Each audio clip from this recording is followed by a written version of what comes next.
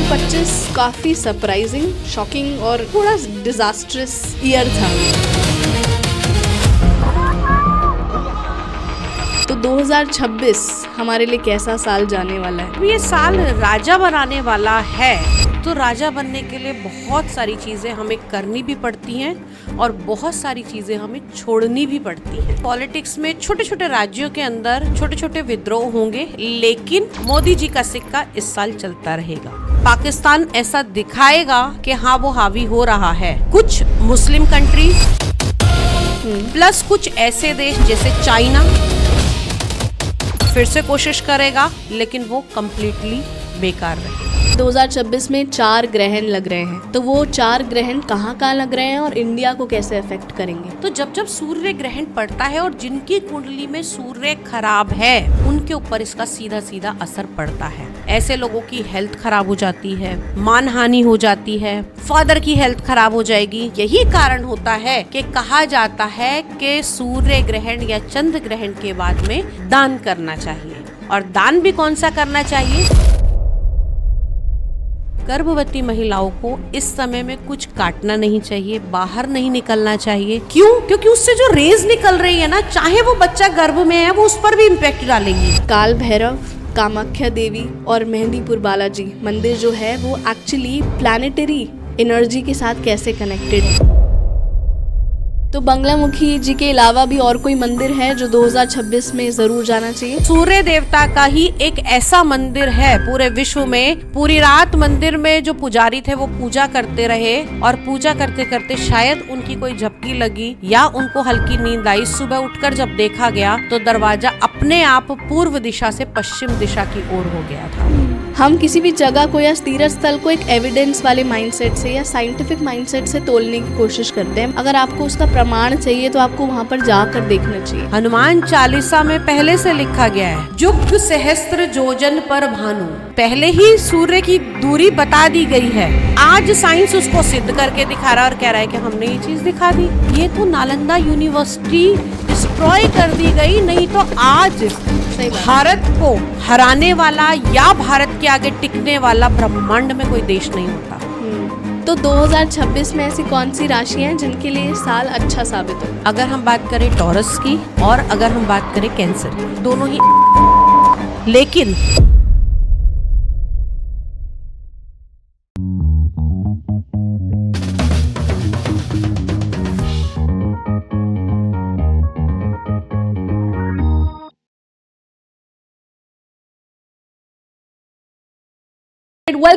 Welcome to India's first magical podcast. आप सभी का स्वागत है to yet another beautiful episode of astrology. And बहुत खूबसूरत बात ये है that we have a very very special, हमें probably we should call her OG guest of Hocus Pocus, Vasudha ma'am. Welcome on Hocus Pocus. जय माता दी। कैसे हो? नए व्यूअर्स के लिए बता दूं, आप हमारे ओजी गेस्ट हो। ये हमारा आपके साथ 4th एपिसोड है, चौथा एपिसोड। तो सारे व्यूअर्स का बहुत बहुत बहुत बहुत धन्यवाद। आप लोगों ने इतना सराहा और कोशिश करूंगी कि आपके लिए कुछ नई नई ऐसी चीज़ें लेकर आऊं। और आंचल का जो डिस्कशन होता है that is ट्रेमेंडस। Thank you so much. क्योंकि ये एक एस्ट्रोलॉजी एपिसोड है, 2026 स्पेशल एपिसोड है। 2025 में हमने गोल्ड को भागते हुए देखा है, हमने स्टॉक्स गिरते हुए देखा है, हमने इंडिया पाकिस्तान की लड़ाई देखी है ऑलमोस्ट, हमने ट्रंप का हेट्रेड देखा है इंडिया के खिलाफ, हमने वॉल्केनिक करप्शंस देख लिए, हमने एयर इंडिया का डिज़ास्ट्रस इंसिडेंट देख लिया। बहुत कुछ बिगड़ते हुए देखा और कुछ बनते हुए भी देखा। 2025 काफ़ी सरप्राइजिंग, शॉकिंग और थोड़ा डिज़ास्ट्रस ईयर था। तो 2026 हमारे लिए कैसा साल जाने वाला है? मैं इसे ऐसे पूछूंगी कि वो क्लींजिंग ईयर है, अवेकनिंग ईयर है, या फिर कुछ वार्निंग साइंस के साथ आ रहा है? देखो, अगर इन तीनों चीज़ों की हम बात करें तो वो हर साल में होती हैं। ठीक है, डिपेंड करता है कि हम उसे किस नज़रिए से देख रहे हैं और कैसे कर रहे हैं। अगर हम देखें तो 2026 2026 which is cumulative, if we take, it's number 1 और न्यूमरोलॉजी में नंबर 1 होता है सूर्यदेव का, जो अपने आप में राजा है। तो जब ये साल राजा बनाने वाला है तो राजा बनने के लिए बहुत सारी चीज़ें हमें करनी भी पड़ती हैं और बहुत सारी चीज़ें हमें छोड़नी भी पड़ती हैं और सहनी भी पड़ती हैं। क्यों? क्योंकि अगर आपको नंबर 1 बनना है तो काफ़ी चीज़ों को निगलेक्ट भी करके चलना पड़ेगा।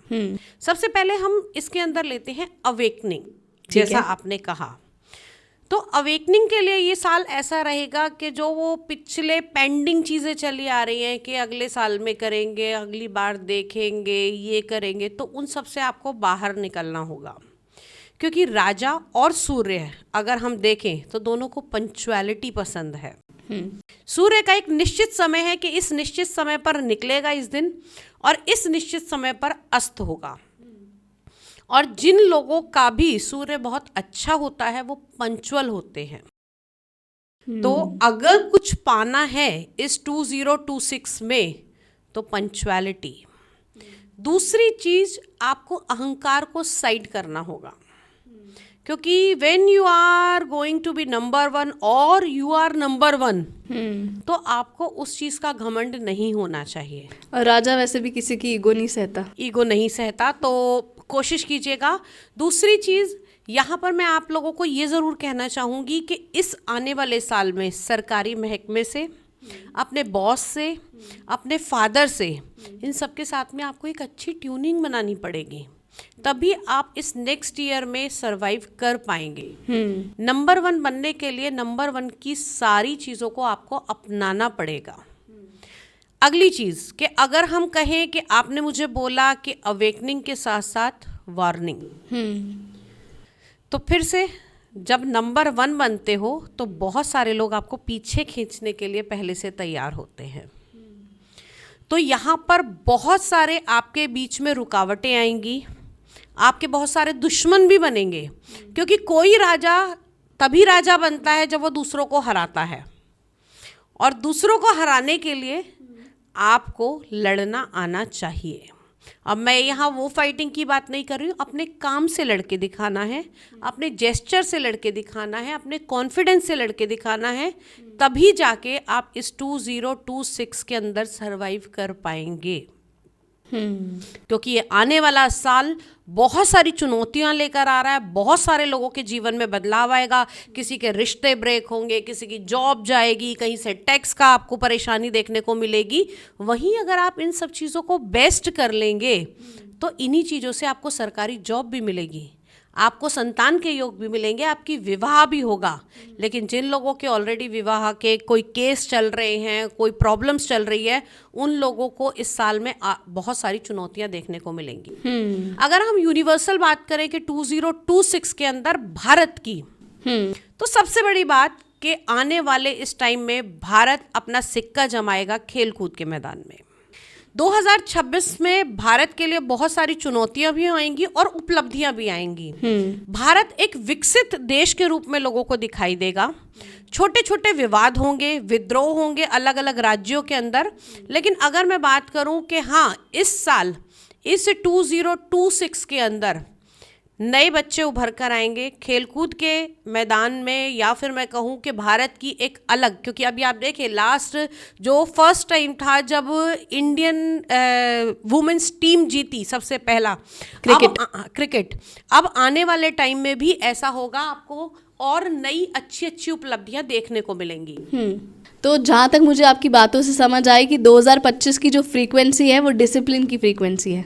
हमने भारत देश की आपने ओवरऑल बात तो की, मगर व्हेन इट कम्स टू इस बार भी हमें बहुत सारे टेरर अटैक देखने को मिले, नॉट बहुत सारे बट डेफिनेटली पहलगाम देखने को मिला, और अभी रिसेंटली ऑस्ट्रेलिया में भी सिडनी में अटैक हुआ है। तो when it comes to terror attack in India, या फिर गोल्ड की बात करें या फिर स्टॉक मार्केट की बात करें, India in terms of politics in growth कैसा करने वाला है 2026 में? इंडिया में पॉलिटिक्स में छोटे छोटे राज्यों के अंदर छोटे छोटे विद्रोह होंगे, लेकिन स्मूथली मोदी जी का सिक्का इस साल चलता रहेगा। ऐसा कहीं स्पेकुलेशन देखी थी कि शायद कोई ना कोई नेता 2027 will be a very much difficult.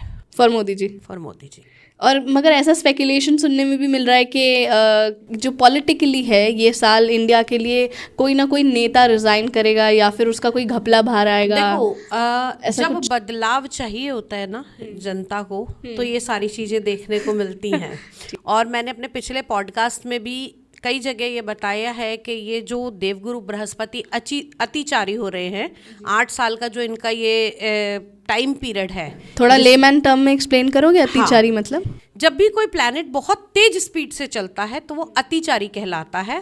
Usually देवगुरु बृहस्पति 1 साल लगाते हैं एक राशि में, ठीक है। लेकिन जब उनकी स्पीड बहुत ज्यादा होती है, अब 2026 में एक साथ 3-4 राशियों के अंदर इनका आना जाना लगा रहेगा। कभी मार्गी होंगे, कभी वक्री होंगे, तो बड़ी ही जल्दी चेंजेस देखने को मिलेंगे।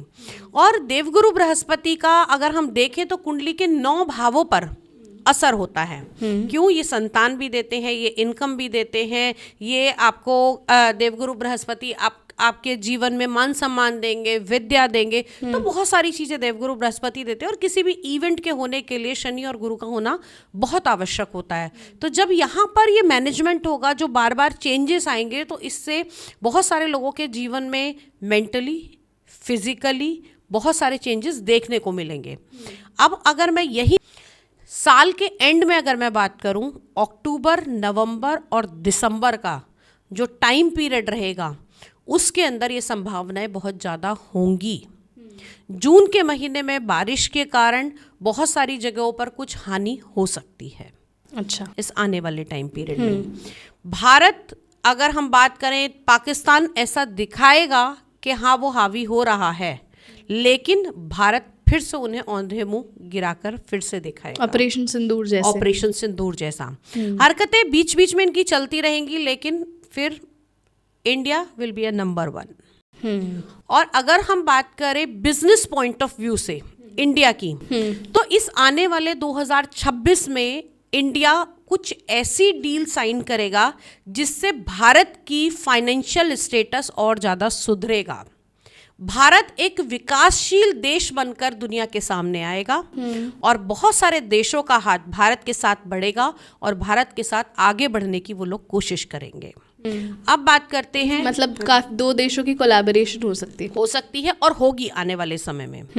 कुछ मुस्लिम कंट्रीज प्लस कुछ ऐसे देश जैसे चाइना फिर से कोशिश करेगा अपना आधिपत्य संभालने के लिए, अपने आप को बेस्ट दिखाने के लिए, लेकिन वो कंप्लीटली बेकार रहेगा। ऐसी स्पेकुलेशन सुनने में आई थी कि 2026 में वर्ल्ड वॉर हो सकती है। 2026 में इंडिया चाइना वॉर कहीं ना कहीं इंडिया चाइना की वॉर का है, पाकिस्तान के साथ भी ये चीज़ देखने को मिलेगी। लेकिन अगर मैं वर्ल्ड वॉर से ज़्यादा ये कहूँ कि देश के आंतरिक हिस्सों में परेशानियां ज़्यादा देखने को मिलेंगी, आउटसाइड कंट्रीज से ज़्यादा इंटरनली। जैसे अभी आपने पीछे विद्रोह भी देखे, कई जगह ऐसा रहा कि आसाम, बंगाल वगैरह जो भी ये रहा, तो ऐसी चीज़ें देखने को इंडिया में फिर से 2026 में आएंगी। और नई जो यूथ है वो एक बेंचमार्क बना के दिखाएगा इस आने वाले साल के अंदर। जैसे आपने देखा नेपाल में इमीडिएटली सब कुछ चेंज कर दिया गया था, वो यूथ ने ही आगे बढ़कर कार्य किया था। तो इस साल भी भारत के अंदर यूथ और ज़्यादा अच्छे से चमकेगा, अपनी जिम्मेदारियों को समझेगा और ये दिखाएगा कि yes we can be always a number 1।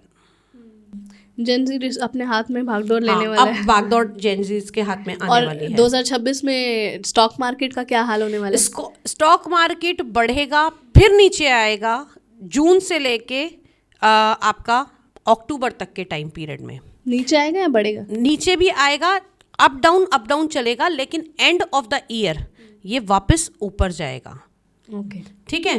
तो कोई भी बहुत बड़ा इन्वेस्टमेंट अगर कोई करना चाहता है, खासतौर से शेयर मार्केट के अंदर, तो वो अपनी कुंडली, उस कंपनी की कुंडली जिसमें वो शेयर इन्वेस्ट करना चाहता है, क्योंकि एक चीज़ और बताऊं कि जिस दिन कंपनी बनती है उसकी डेट से भी उसकी कुंडली बनती है। तो क्या वो शेयर्स आपको मैच कर रहे हैं या नहीं कर रहे हैं? कई बार ऐसा होता है कि जैसे व्यक्ति इमीडिएट शेयर्स को बेच देता है, उसके बाद से शेयर्स एकदम उठ जाते हैं। तो शेयर मार्केट चलता रहेगा, लेकिन वो किसके लिए बेस्ट होगा और किसके लिए बेकार होगा वो भी डिपेंड करेगा आपकी कुंडली पे और उस कंपनी की कुंडली पे। आप दोनों की कंपैटिबिलिटी भी देखी जाएगी। कई बार ऐसा होता है कि आपके पास जब तक चीज़ थी तब तक बहुत अच्छे से ग्रो कर रही थी, जैसे ही आपने बेचा एकदम डाउन आ गया, तो यानी आपका टाइम अच्छा चल रहा था, तो कंपैटिबिलिटी आपके साथ में उसकी अच्छी चल रही थी। लेकिन ओवरऑल अगर मैं बात करूं तो हाँ, शेयर मार्केट अप होगा, गोल्ड के रेट फिर से बढ़ेंगे, चांदी जैसे आपने देखा कि बढ़ी फिर घटी फिर बढ़ी, तो ये जो स्लैब रेट चल रहा है अप डाउन वाला, ये आने वाले साल में रहेगा। लेकिन फिर भी ओवरऑल अगर औसतन देखें हम, तो सोने का रेट ज़्यादा हाई रहेगा चांदी से। तो इसका मतलब टोटल 2026 वॉलेटाइल ही है, ऊपर नीचे चलने वाला है। ठीक है। ऐसा भी सुनने में आया कि 2026 में 4 ग्रहण लग रहे हैं, तो वो 4 ग्रहण कहाँ लग रहे हैं और इंडिया को कैसे अफेक्ट करेंगे?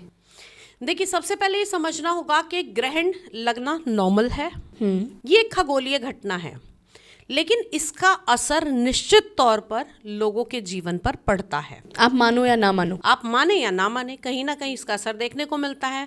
और एक पुराना समय ऐसे भी था जब कहा जाता था कि अगर आपने ग्रहण में ये कर लिया तो बच्चे के ऊपर असर होगा। आज के टाइम में भी हम गर्भवती स्त्रियों को बहुत ज़्यादा ध्यान में रखते हैं।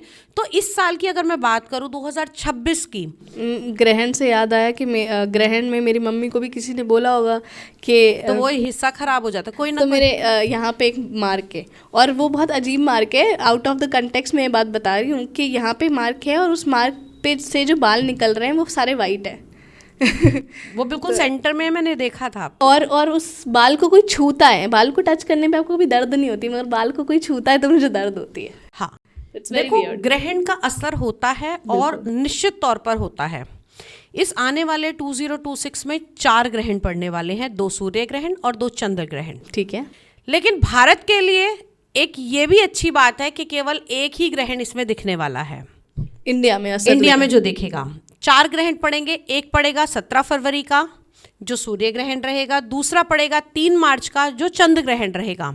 3 मार्च वाला चंद्र ग्रहण ही भारत में दिखाई देगा।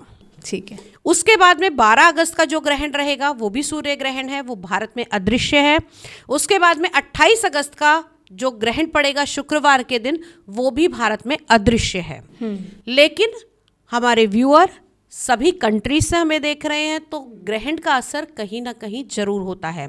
हो सकता है कि जब यहाँ ग्रहण का असर पड़ रहा है, जब यहाँ पर सूर्य ग्रहण हो रहा है तो रात है तो ग्रहण का असर दिखाई नहीं दे रहा, लेकिन जिस जगह पर सूर्य उदय है, जिस हिस्से में, तो वहां पर इसका असर जरूर होगा। जब भी सूर्य ग्रहण या चंद्र ग्रहण पड़ता है तो सूर्य रिप्रेजेंट करता है हमारी कुंडली में हमारे कॉन्फिडेंस लेवल को, हमारी बोन्स को, हमारे फादर को, हमारी जॉब को, हमारे बॉस को, हमारे मान सम्मान को, हमारी ईगो को, ये सारी चीज़ों को इफेक्ट डालता है। तो जब जब सूर्य ग्रहण पड़ता है और जिनकी कुंडली में सूर्य खराब है या जिनकी कुंडली में सूर्य अच्छे फल नहीं दे रहा, उनके ऊपर इसका सीधा सीधा असर पड़ता है। ऐसे लोगों की हेल्थ खराब हो जाती है, मानहानि हो जाती है, कहीं ना कहीं जॉइंट्स में पेन होने लगेगा, फादर की हेल्थ खराब हो जाएगी। तो सूर्य ग्रहण के बाद में ये चीज़ें देखने को मिलती हैं। यही कारण होता है कि कहा जाता है कि सूर्य ग्रहण या चंद्र ग्रहण के बाद में दान करना चाहिए। और दान भी कौन सा करना चाहिए? अगर सूर्य ग्रहण है तो सूर्य से जुड़ी हुई चीज़ें, जैसे गेहूं का दान, ऊनी कपड़ों का दान, गुड़ का दान, ये वस्त्रों का दान, ये दान किया जाता है। ये रेमेडी है, ये रेमेडियल पार्ट है सूर्य ग्रहण की। अगर चंद्र ग्रहण पड़ रहा है तो व्यक्ति चंद्रमा कारक होता है व्यक्ति के जीवन में, उसकी माता का यानी उसकी माँ का, उसकी मनोस्थिति का, इमोशंस का, ठीक है, उसकी फ्लेक्सिबिलिटी का, ठीक है, आपकी बॉडी में वाटर लेवल का। कई बार आपने देखा होगा कि अगर किसी का वाटर लेवल कम हो जाता है बॉडी में, आपने अक्सर देखा होगा जैसे बीपी ड्रॉप हो गया, या फिर मैं कहूँगी कि किसी को बहुत ज़्यादा लूज मोशन हो जाते हैं, बॉडी डिहाइड्रेट हो जाती है, मूड वीक पड़ जाता है, तो व्यक्ति कहीं कहीं की बातें करता है, वो आउट ऑफ द कॉन्टेक्स्ट बातें करने लगता है। आप कहते हो कि क्या हो गया, ये कहाँ कहाँ की बातें हो रही हैं। हो क्या रहा है कि मून ने जो उसकी बॉडी के अंदर एक संतुलन बना रखा था वो डिस्टर्ब हो गया, साइकोलॉजिकल डिसऑर्डर होने लगता है। ऐसे ही जब चंद्र ग्रहण पड़ता है। और जिन लोगों का चंद्रमा पीड़ित है, चाहे वो शनि से पीड़ित है, चाहे वो नीच भाव में है, चाहे वो पाप ग्रह से युक्त है, तो उनके ऊपर डेफिनेटली इसका असर होता है। अक्सर मैंने तो इतना भी देखा है कि जिन लोगों का मून डिस्टर्ब था और चंद्र ग्रहण के अंदर उन्होंने मतलब कुछ चीज़ें जो हम कहते हैं एस्ट्रोलॉजिकल रेमेडियल पार्ट आपको करना चाहिए, वो नहीं भी करते हैं और इसको अवॉइड करते हैं, तो उनकी मदर की भी हेल्थ मेजर तरीके से खराब होती हुई देखी है। तो इसके बाद में आप चंद्र ग्रहण के बाद में आपको चंद्रमा की चीज़ों का दान करना चाहिए। जैसे आप दूध का दान कर सकते हैं, चावल का दान कर सकते हैं, आप किसी व्यक्ति को मेडिसिन दिला सकते हैं। किसी ज़रूरतमंद को अगर आप मेडिसिन भी दिलाएंगे तो भी आपका मून अच्छा होगा, ठीक है, क्योंकि केमिकल्स का कारक भी होता है। पानी का दान आपको विशेषकर करना चाहिए। तो ये चीज़ों का दान आप कर सकते हैं। ये तो चीज़ें थी आप क्या कर सकते हैं। क्या नहीं करना चाहिए किसी भी ग्रहण के दौरान, ठीक है। पहली बात तो कोशिश करना चाहिए कि नग्न आंखों से चंद्रमा या सूर्य को नहीं देखना चाहिए जब भी ग्रहण है। नंबर 1, क्योंकि हम लोगों के अंदर क्यूरियोसिटी बहुत ज़्यादा होती है और हम उसको ऐसे देख लेते हैं, तो नहीं देखना चाहिए, क्योंकि कहा जाता है कि नेगेटिव वाइब्स यानी कि नकारात्मक रश्मियाँ गिरती हैं, जिसके कारण आपकी आंखों पे भी असर आता है, आपकी बॉडी पे भी असर आता है। आपके पास कोई ऐसा केस है जिसमें किसी ने चुनौती भरा क्यूरोसिटी में सूर्य को देख लिया और फिर उसकी आंखें खराब हो? देखो, ऐसा होता है और निश्चित तौर पर होता है, क्योंकि आप अगर देखेंगे ना तो सूर्य से तो कोई खेल कर ही नहीं सकता। आज की डेट में जो ओजोन लेयर हट रही है, तो सूर्य की रोशनी कितनी ज़्यादा परेशानी दे रही है। कहीं ना कहीं लोगों को स्किन कैंसर तक हो रहा है, और जब वो वाइब्स बिल्कुल नेगेटिव हो जाएं उस समय तो देखना ही नहीं चाहिए। एस्ट्रोलॉजिकल कहें तो कहते हैं कि इस समय राहु जो है वो खा जाता है, या सूर्य और चंद्रमा के बीच में जब पृथ्वी आ जाती है उसकी जो छाया है वो नहीं पड़ पाती है, तो भी ग्रहण पड़ता है। लेकिन अगर हम बात करें यहीं पर कि आध्यात्मिक तरीके से, तो गर्भवती महिलाओं को इस समय में कुछ काटना नहीं चाहिए, बाहर नहीं निकलना चाहिए। ये एक ऐसी रेज है, जैसा आपने देखा होगा ना कि अक्सर जब हम एक्सरे कराने जाते हैं तो वहाँ लिखा होता है कि गर्भवती स्त्रियों का आना मना है, वर्जित है। क्यों? क्योंकि उससे जो रेज निकल रही है ना, चाहे वो बच्चा गर्भ में है, वो उस पर भी इम्पैक्ट डालेंगी। ऐसे ही ग्रहण से जो रेज निकलती हैं वो हार्मफुल होती हैं, ठीक है। इस समय पे खास तौर पे उन लोगों के लिए होता है। इस समय में कहा जाता है कि आपको भगवान का नाम जप करना चाहिए। मंदिर के पट तक बंद कर दिए जाते हैं, देखा है मैंने अक्सर, खास तौर से। उसके बाद में शुद्धि के लिए पूरे घर के अंदर जल का छिड़काव किया जाता है, भगवान को स्नान कराया जाता है, घर के सभी लोग स्नान करते हैं। हम ये कहते हैं कि जो ये सूतक पातक लगता है जो 12 घंटे पहले से शुरू हो जाता है ग्रहण के, तो इससे भी बहुत ज्यादा घर के अंदर नेगेटिविटी आ जाती है और शुद्धिकरण पूरे घर का किया जाता है। तो ये चीजें आपको करनी चाहिए।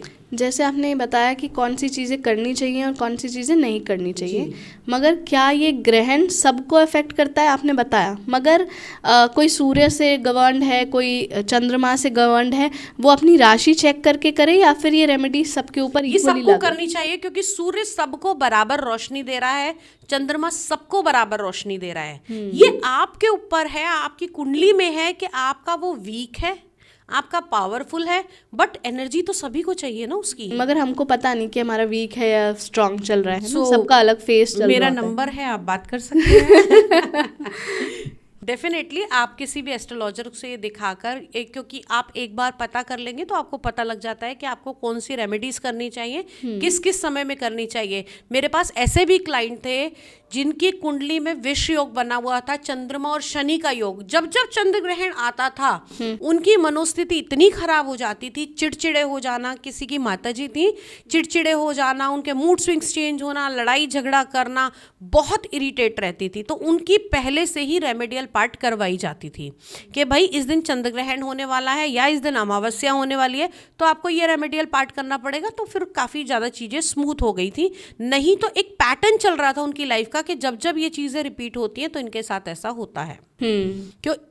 This is just like that कि आपके यहाँ सारे स्विच लगे हुए हैं, जैसे ही आपने एक स्विच को ऑन किया वो इलेक्ट्रिसिटी का जो आइटम है या उससे जुड़ी हुई जो चीज़ है वो एक्टिव हो जाएगी। ऐसे ही प्लैनेट्स का होता है कि जब जिस समय जो एक्टिवेट होता है हमारी बॉडी के ऊपर उसका असर डालता ही डालता है। तो मैं यहाँ से एक और बात उठाऊंगी। आपने बोला कि ये सारे ग्रहण कैसे इंसानों को अफेक्ट करते हैं। आई एम श्योर कि ये सारे ग्रहण हमारे स्थल, हमारे एनर्जी पोर्टल्स, मैं मंदिरों की बात कर रही हूँ यहाँ पे, उनको भी एक्टिवेट कर देते होंगे।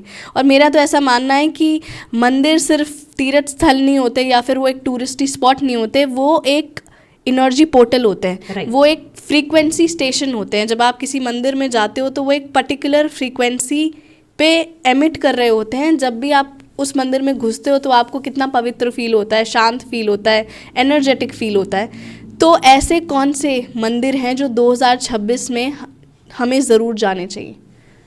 देखिए, अगर मैं बात करूं, वैसे तो हमें अपने ईस्ट के मंदिर जरूर जाना चाहिए, लेकिन 2026 क्योंकि एक चैलेंजिंग ईयर भी है, तो आपको कुछ मंदिरों में अवश्य जाना चाहिए। जैसे मैं माँ बगलामुखी की साधक हूँ, तो मैं ये कहूँगी कि अगर हर चीज़ में आगे निकलना है, कुछ भी पाना है और दुश्मनों पर विजय पानी है और माँ की कृपा पानी है, तो आपको माँ बगलामुखी के मंदिर अवश्य जाना चाहिए। दूसरा मंदिर, इस आने वाले साल के अंदर आपको भगवान भोलेनाथ की उपासना अवश्य करनी चाहिए। अच्छा, तो वहाँ से शुरू करते हैं। आपने बोला बंगलामुखी ज़रूर जाना चाहिए, कहाँ पर है? क्योंकि काफ़ी सारे व्यूअर्स कमेंट्स में ज़रूर पूछते हैं। देखिए, बगलामुखी माँ के मंदिर अब बहुत सारे हो गए हैं, लेकिन जो 3 मंदिर हैं वो विशेषकर माने जाते हैं। चाहे तो आप हिमाचल में जा सकते हैं, वनखंडी, ठीक है। चाहे आप दतिया जी जा सकते हैं, चाहे आप नलखेड़ा जा सकते हैं। तो ये 3 विशेषकर मंदिर हैं जहाँ जाकर आप पूजा कर सकते हैं, उपासना कर सकते हैं। और किसी भी प्रकार की परेशानी हो, मैं तो ये कहूँगी, चाहे किसी का कोर्ट केस है, किसी को जॉब नहीं लग रही, किसी को शादी नहीं हो रही, किसी के ग्रह पीड़ा है, किसी के ऊपर कुछ किया कराया है, नकारात्मक ऊर्जा है, हर चीज़ का इलाज माँ बगलामुखी के पास है। वाह। क्योंकि इन्हें स्तंभन की देवी कहा जाता है। और बेसिकली आजकल जो सिनेरियो चल रहा है, हर किसी को कहीं ना कहीं थोड़ा पॉज, थोड़ा स्तंभन करने की आवश्यकता है। Pause and reflect. Pause and reflect वाक शक्ति को बढ़ाती हैं, आपको प्रेजेंटेबल बनाती हैं, आपको कब किस समय किस से क्या बोलना है ये आपको निर्धारित कराती हैं। इन्हें विक्ट्री की देवी कहा जाता है। और आज के युग में everybody wants to be number 1 और सबको अपनी जीत चाहिए। और वैसे भी ये साल नंबर 1 है। नंबर 1 है। तो फिर बगलामुखी तो मैं तो बार बार यही कह रही हूँ कि ये साल भाई बगलामुखी का है। जिसने इस साल के अंदर माँ की आराधना कर ली, तो समझो इस साल के अंदर आपको फर्श से अर्श पर जाने से कोई नहीं रोक सकता। तो इस साल में आपको जरूर पूजा करनी चाहिए। नोटेड। तो बंगलामुखी जी के अलावा भी और कोई मंदिर है जो 2026 में ज़रूर जाना चाहिए? हाँ, 2026 में हम कहते हैं कि ये सन का ईयर है, तो सूर्य मंदिर में उपासना जरूर करनी चाहिए। अच्छा। गायत्री का जाप आपको जरूर करना चाहिए। मैं ये कहती हूँ कि सूर्य की उपासना हर व्यक्ति को करनी चाहिए। आप किसी भी देवी देवता की पूजा कर रहे हैं, सुबह सूर्य को अर्घ आपको जरूर देना चाहिए। और सूर्य देवता का ही एक ऐसा मंदिर है पूरे विश्व में जिसका दरवाजा पश्चिम की तरफ है। अच्छा। हाँ, वैसे और तो ईस्ट इसके की तरफ पीछे होता है। ईस्ट की तरफ होता है। इसकी रातों रात एक घटना थी, जब मंदिरों को गिराया जाना था, मंदिरों को लूटा जा रहा था, तब मुगलों द्वारा तब रातों रात ये कहा गया कि अगर सच में आपके देवता में शक्ति है तो रातों रात ये दरवाज़ा पूर्व से पश्चिम की तरफ खुलना चाहिए। पूरी रात मंदिर में जो पुजारी थे वो पूजा करते रहे, और पूजा करते करते शायद उनकी कोई झपकी लगी या उनको हल्की नींद आई। सुबह उठकर जब देखा गया तो दरवाज़ा अपने आप पूर्व दिशा से पश्चिम दिशा की ओर हो गया था। यहाँ पर हमारे देवताओं ने खुद साक्षात्कार कराया कि हम इस जगह विद्यमान हैं और ये है हमारी शक्ति का प्रतीक। सनातन में न केवल एक ऐसा चमत्कारी मंदिर है, अनेक ऐसे चमत्कारी मंदिर देखे गए हैं जहाँ लोगों की आंखों देखी घटनाएं सत्य होती हैं। और मैं ये कहती हूँ कि हमारे सनातन को हमें समझना चाहिए, वहाँ जाना चाहिए। आपने बहुत खूबसूरत बात करी, मगर जब हमारी पिछली बक्सर वाली रील वायरल हुई थी ना, तो उसके नीचे सबसे ज़्यादा कमेंट्स थे कि ये रिसर्च कहाँ से आई है। आपने रिसर्च बताई थी कि साइंटिस्ट आए और उन्होंने ये रिसर्च करी, तो ये रिसर्च कहाँ से पड़ी है। लोग एक्चुअली एविडेंस भी मांगते हैं। एक्चुअली आप जी न्यूज़ पे भी जाके देखिए, उस समय न्यूज़ के अंदर भी इस चीज़ का आया था। तो अगर आप गूगल से सर्च करेंगे तो आपको ये सारी रिसर्च आपको मिल जाएगी। तो ये जो कहानी आप बता रहे हो, ये कहीं लिखी हुई ये है? गूगल पे आपको इजीली मिलेगी, आप देख सकते हैं। अगर आप उस मंदिर में जाएंगे तो वहाँ के पंडित भी आपको इस चीज़ को बताएंगे। अच्छा। जैसे जब आप ज्वाला जी जाते हैं तो पंडित वहाँ साक्षात्कार कराते हैं, जल डालकर दिखाते हैं कि जहाँ आप देखेंगे वहाँ से ज्वाला उत्पन्न होगी। ऐसे ही अगर आप सूर्य मंदिर में जाएंगे तो वहाँ पंडित जी आपको स्वयं बताएंगे कि रातों रात ये दरवाजा इस दिशा से इस दिशा में आ गया था। हम किसी भी जगह को या तीर्थ स्थल को एक एविडेंस वाले माइंडसेट से या साइंटिफिक माइंडसेट से तोलने की कोशिश करते हैं, बट मुझे लगता है कि अगर किसी जगह पे कोई एनर्जी वास करती है, अगर आपको उसका प्रमाण चाहिए तो आपको वहाँ पर जाकर देखना चाहिए। देखिए, साइंस तो बहुत बाद में आया है। साइंस केवल उन चीजों को सिद्ध करके दिखा रहा है जो हमारे ऋषि मुनियों ने बहुत पहले लिख दी। हनुमान चालीसा में पहले से लिखा गया है, जुग सहस्त्र जोजन पर भानु। पहले ही सूर्य की दूरी बता दी गई है। आज साइंस उसको सिद्ध करके दिखा रहा है और कह रहा है कि हमने ये चीज दिखा दी। साइंस ने बहुत आज बताया कि मंगल ग्रह का रंग लाल है। और हम तो अपने पुरातन में, अपने जो हमारी वेद शास्त्र हैं, हम तो उसमें पहले से कहते आ रहे हैं कि क्या अंगारक बन रहा है, क्या मंगल की तरह लाल हो रहा है, और इसके ऊपर मांगलिक दोष है तो इसे गुस्सा बहुत अधिक आता है, ये लाल हो जाता है। तो जो चीजें ऑलरेडी हमारे सनातन में लिखी, ये तो नालंदा यूनिवर्सिटी डिस्ट्रॉय कर दी गई, नहीं तो आज भारत को हराने वाला या भारत के आगे टिकने वाला ब्रह्मांड में कोई देश नहीं होता। ये तो हमारा सनातन इतना वाइड है, इतना वाइड है। मैं ये कहती हूँ अगर आप एक जीवन भी लगाएंगे ना उसको पढ़ने में, तब भी शायद उसका आप 1% सीख पाएंगे। सही कह रहे हो आप। तो सनातन बहुत वाइड है। तो हाँ, आप बिल्कुल सही कह रहे हो, मगर इस साल मैंने ये भी सुना है क्योंकि ये सूर्य का साल है और सूर्य पहला दिन था। एक्चुअली हमारे पॉडकास्ट, एक एस्ट्रोलॉजी पॉडकास्ट और किया था हमने आलोक जी के साथ, जो कि एस्ट्रोटॉक के फाउंडर हैं, और उन्होंने बताया था टेक्निकली जो संडे है वो हमारा पहला दिन होना चाहिए क्योंकि वो राजा का दिन है। वहाँ पे उस दिन आपको काम ज़रूर करना चाहिए, हमेशा करना चाहिए। एंड वो हमें बोल के गए थे, जब हमने वो पॉडकास्ट शूट किया था तो वो संडे ही था, बाई चांस की बात है, हम संडे के दिन भी काम कर रहे थे। तो उन्होंने बोला था कि जितने भी सक्सेसफुल लोग हैं या जितने भी लोग बहुत पैशनेट हैं वो संडे को ज़रूर काम करते हैं। और अब क्योंकि ये एक संडे का साल आ रहा है, सूर्य गवर्न्ड ईयर है, तो ऐसा भी कहा जा रहा है वापस से कि संडे को पहला दिन बना देना चाहिए। हाँ, आप बना सकते हो। जैसा आपने कहा कि इस साल को अगर हम पहली बात करें कि राजा है ना, तो शुरुआत जो होती है पहला संडे यानी राजा, मंडे चंद्रमा यानी रानी, फिर उसके बाद में मंगल क्षत्रिय, राजा रानी को संभालेगा कौन? क्षत्रिय। उसके बाद में आता है बुध राजकुमार, फिर आता है गुरु मंत्री। तो ये पूरी एक सिमिट्री चल रही है। तो इसके अनुसार जो है वो कैलेंडर बनाया गया और इसके अनुसार ही हम लोग चलते हैं। लेकिन कहीं ना कहीं मैं आपसे ये जरूर कहूंगी कि अगर आप राजा बनना चाहते हैं तो आपको अपने अंदर भी वो राजा वाले बदलाव लेकर आने होंगे। उस तरीके से चलना होगा, हर किसी के बारे में सोचना होगा। खाली रूल करना राजा बनना नहीं है, हर किसी की परेशानी को समझना और किसी को काम करवा के देना और करके देना, ये दोनों ही चीज राजा में होती हैं। लीडरशिप और बैलेंस दोनों होने चाहिए। तो ये आप कर सकते हैं। शुरुआत जो करें, मैं ये ज़रूर कहूँगी कि आपको अगर संडे को अच्छा बनाना है या इस साल को अच्छा बनाना है तो आपको आपके पिता की बात को ज़रूर मानना चाहिए। और जिस भी व्यक्ति ने अपने पिता की बात को मान के चले हैं तो कहीं ना कहीं उनको ब्लेसिंग मिली है सूर्य देव की। और दूसरी चीज़, जैसा आपने कहा ये सूर्य का साल है, लेकिन अगर सिर्फ हम 20 को हटा देते हैं ना, खाली हम 26 देखते हैं, तो ये उनके पुत्र शनिदेव का भी आ जाता है। नंबर 8, बट सूर्य और शनि की बनती है आपस में? देखिए अब मैं वही चीज बताऊंगी कि शनिदेव का ये साल है, कभी भी वो अपने पिता के विरुद्ध नहीं चलेंगे, लेकिन वो मेहनत करना सिखाएंगे कि अगर इस 8 नंबर पे मेहनत करी तभी आप नंबर 1 बन पाओगे। अगर मेहनत नहीं करोगे तो कभी भी नंबर 1 नहीं बन पाओगे। लोग कहते हैं कि दोनों में आपस में मतभेद है, लेकिन दोनों एक दूसरे के विरुद्ध भी नहीं हो सकते।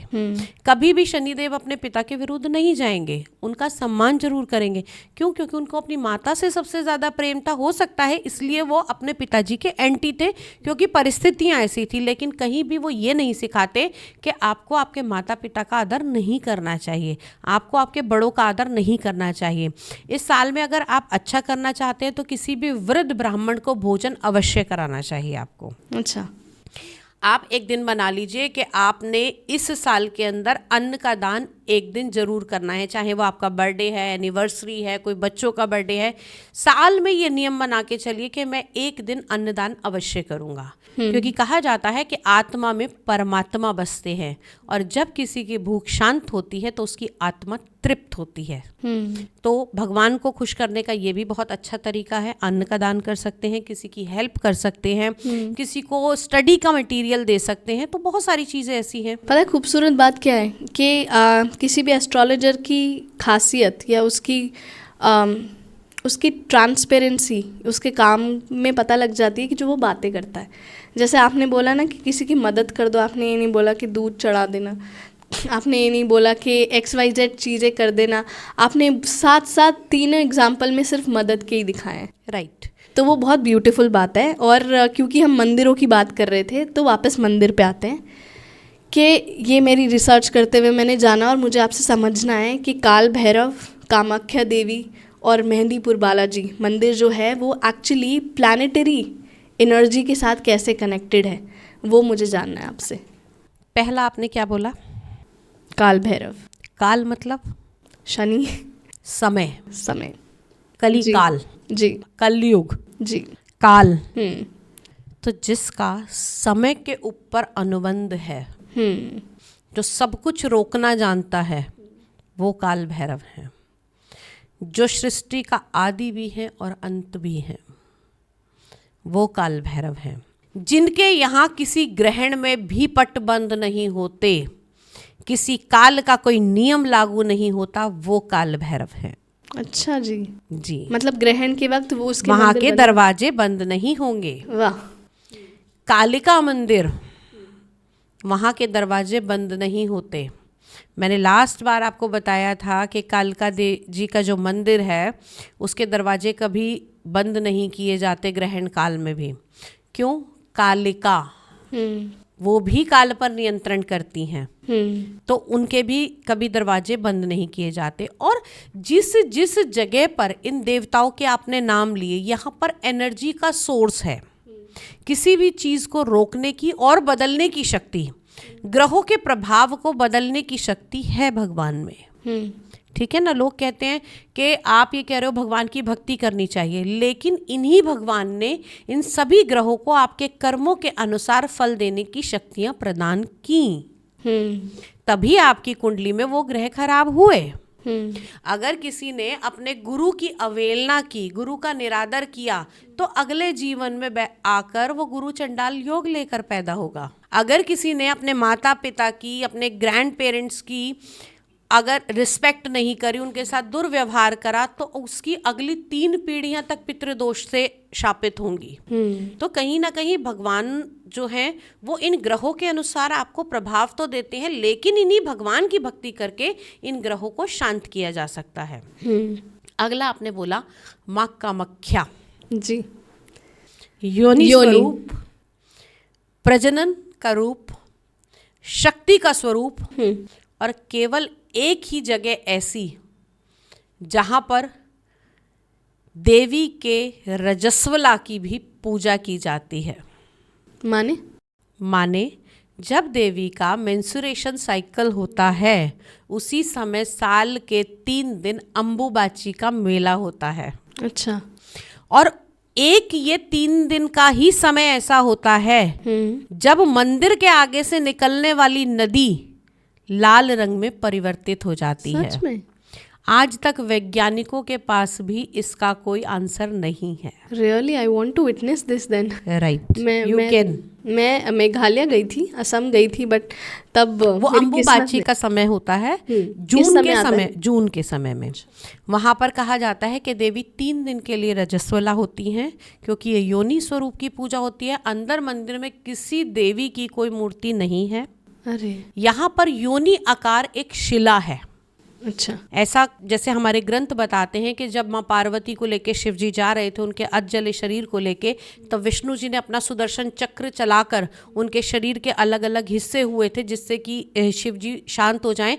तो जो योनि का हिस्सा था वो कामाख्या में गिरा। यहीं पर दशम महाविद्या के सारे रूप हैं। और इसी स्थान पर कहा जाता है कि मंत्र, तंत्र और यंत्र का ये स्थान एक गढ़ है। यहाँ पर तंत्र के क्षेत्र में आपको पुरुषों से अधिक स्त्रियां मिलेंगी। और जब ये अम्बुबाची का मेला होता है, देवी रजस्वला की स्थिति में होती हैं, तब मंदिर के पट भी बंद होते हैं और किसी भी पुरुष का उस मंदिर में जाना वैध रहता है। बैन। तो सनातन को अगर आप पढ़ेंगे, उसको जानेंगे, तो बहुत सारी ऐसी चीजें हैं जो आज की जनरेशन को शायद पता नहीं है या अभी उन्होंने पढ़ी नहीं है, लेकिन कहीं ना कहीं सनातन में बहुत तेज शक्ति है। और ये कहा जाता है कि 3 दिन के लिए जो वहाँ कपड़ा रखा जाता है देवी का, वो वस्त्र भी इतना पावरफुल होता है कि अगर किसी व्यक्ति को उसका एक धागा भी मिल जाए तो भी उस व्यक्ति की किस्मत पलट जाती है। वाह। देवी का कामया सिंदूर सभी प्रकार की कामनाओं को पूरा करता है। कामाख्या। खूबसूरत। ऐसा ना, ये सारी बातें सुनकर लगता है कि कितना कुछ है जो हमें पता ही नहीं है। राइट। कितना कुछ है जो हमसे छुपाया गया है, या कितना कुछ है नहीं छुपाया नहीं गया, हमने जानने की कोशिश अभी नहीं करी, उस गहराई में नहीं उतरे। और ये भी है, मगर आपको नहीं लगता कि ये सारी बातें कि हमें अपने टेक्स्ट बुक में पढ़नी चाहिए थी? हमें एज अ सनातन इंट्रोड्यूस ही नहीं किया गया। ये तो अब एक डिजिटल एरा आया है कि ये कॉन्वर्सेशंस निकल कर आया है, बट तब तक तो ये दबी हुई थी। क्योंकि अगर हम अपने बड़ों से भी समझने की कोशिश करें तो हमारे घर में वो रीति रिवाज नहीं है कि हमें इन सब के बारे में पता हो। शायद अब धीरे धीरे वो समय आ रहा है। पॉडकास्ट है ना। हाँ, वही तो, वो एक डिजिटल ले रहा है कि ये भी एक तरह की सेवा ही है कि हम ये एजुकेशन दे पा रहे हैं, माध्यम बन पा रहे हैं लोगों की जिंदगी में ये सब बताने के लिए। बहुत खूबसूरत। तीसरा मंदिर है मेहंदीपुर बालाजी, उसके बारे में बताइए। मेहंदीपुर बालाजी एक ऐसा स्थान जी जहाँ एनर्जी से आप स्वयं साक्षात्कार करते हैं। वहाँ पर आपको कोई समझाने वाला नहीं है, कोई कुछ बताने वाला नहीं है, कोई कुछ नहीं करेगा। Basically Mehandipur Balaji negative entity से निजात पाने का स्थल है। अच्छा, तो 2026 में अपने आप को प्रोटेक्ट करना है या फिर अपने आप? बेसिकली वहाँ पर नेगेटिव एनर्जीज रिमूव होती हैं, बाबा की बहुत कृपा होती है, आपको आशीर्वाद मिलता है भगवान का। तो ये एक एनर्जी का ऐसा स्थल है जहाँ पर जो भी नेगेटिव एनर्जी आती है वो ऑटोमेटिकली एक्टिवेट होकर समाप्त हो जाती है। क्या स्टोरी क्या है इस मंदिर की? देखिए, मेहंदीपुर बालाजी का जो धाम बना है वो हनुमान जी का एक स्थान है। यहाँ पर ऐसा माना जाता है कि यहाँ पर स्वयं अपने आप जागृत मूर्ति है हनुमान जी की। वहाँ एक सेवा करने वाले ब्राह्मण बाबा जी थे, वो रात को सोए हुए थे, तो उनको स्वप्न आया कि मैं इस जगह पर हूँ मेहंदीपुर बालाजी में और आप मुझे बाहर निकालिए। तब बाबा ने, महाराज जी ने, आजकल उनका जो वंश है वो आगे चल रहा है, किशोरपुरी जी महाराज, गणेशपुरी जी महाराज, इस तरीके से उनकी वंशागत बेल चल रही है जो मेहंदीपुर को संभाल रही है। तब बाबा का वहाँ पर प्राकट्यकरण हुआ। स्वयं वहाँ मूर्ति है और उस मूर्ति में से बूंद बूंद करके जल अपने आप निकलता रहता है। हनुमान जी की मूर्ति है और ये बाल स्वरूप की पूजा है। मेहंदीपुर में बाल स्वरूप की पूजा है। सालासर में आप कहें तो एक वयस्क मुद्रा में, वहाँ देखेंगे आप बालाजी की मूंछ के साथ में पूजा होती है। तो वहाँ पर व्यस्क अवस्था में है, और यहाँ पर बाल स्वरूप की पूजा है। और हनुमान जी आप सभी जानते हैं कि बाल स्वरूप में उनके वेग को, उनकी पावर्स को कोई नहीं था जो संभाल पा रहा था, कंट्रोल कर पा रहा था।